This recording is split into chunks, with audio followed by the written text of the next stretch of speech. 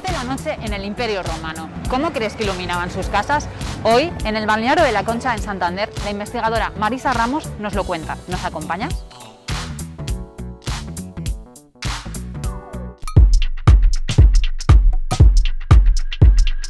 Los romanos vivían en la zona del Lacio, en la antigua Italia, y a partir ya del siglo I después de Cristo constituyen un vasto imperio que llega desde España hasta Siria, abarcan toda la cuenca mediterránea y tienen un gran impacto cultural sobre todos los pueblos de la cuenca, entre ellos nosotros. ¿Cómo eran las viviendas? Si nos imaginamos una casa de unos romanos, ¿cómo eran? Pues dependiendo del estatus económico, las había muy humildes, que vivían en ínsulas, eran casas de pisos, que solamente tenían una estancia, que era común para dormir y hacer toda la vida allí.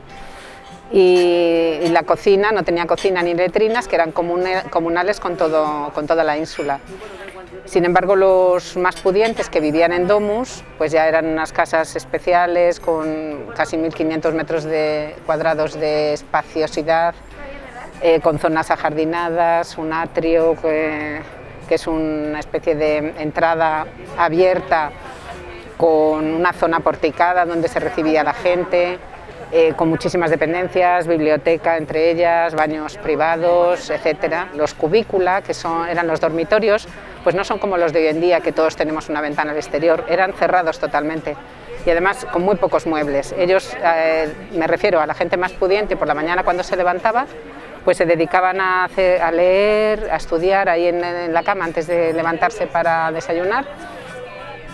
Y utilizaban el lucrum, que era una vela, y después más abundantemente la lucerna. Y la lucerna es esto que tenemos aquí, un recipiente que tiene un recipiente interno, que a través de un embudo metemos el aceite por aquí.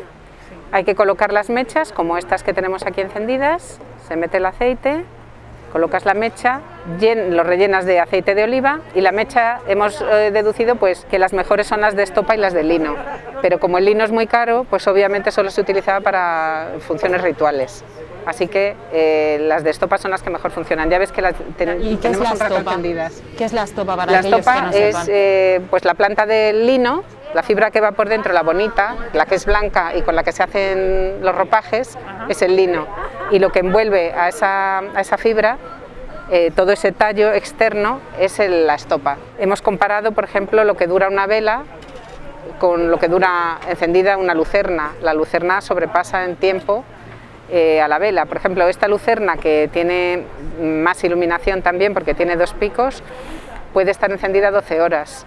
Pero fíjate, esta chiquitita, que dices, bueno, esta en 5 minutos se apaga, esta puede estar encendida 1 hora y media. Y todo eso lo hemos hecho con reproducciones de piezas arqueológicas, y a través de esas piezas pues hemos podido hacer este estudio, ver el tiempo que estaban encendidas y también la movilidad, porque si tú te mueves en una estancia con esto no te quemas, mientras que si vas con la vela se te cae encima, necesitas una palmatoria, te quemas.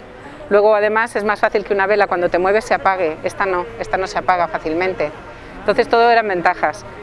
Pero sí que es cierto que estas lucernas teníamos que utilizarlas si queríamos leer o hacer determinados detalles muy concretos, tienen que estar más cerca de medio metro, porque si no, no vemos nada, y a la altura de tus ojos. Y si quieres iluminar una estancia muy grande, por ejemplo 12 metros cuadrados, pues necesitas al menos 13 lámparas de estas de tamaño mediano, ¿no? Algo así.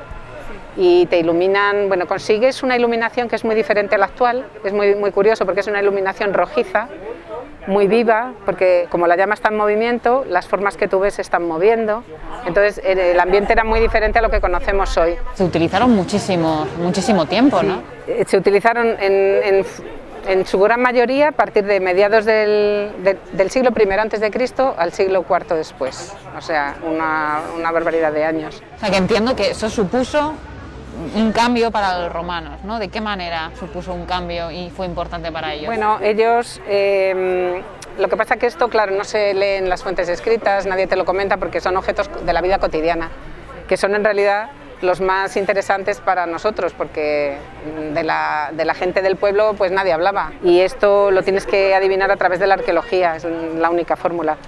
Pero ellos les gustaba mucho este tipo de iluminación y de hecho se sabe que hacían colección de estas piezas, porque todas ellas, si te fijas, van decoradas. Tienen una decoración que es diferente en cada caso, esto se llama discus, y entonces, como eran económicas, podían utilizarlas todos. ¿Cómo trabaja una arqueóloga experimental?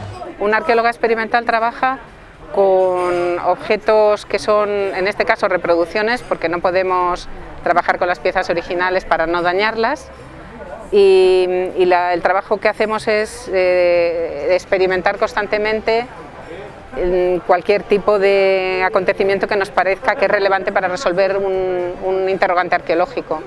Y en este caso es que estas piezas han sido muy estudiadas a nivel de catalogación, de tipos, porque como son muy bonitas, la tipología que tienen, pero nadie se había puesto a ver cuál era su uso y cómo servían.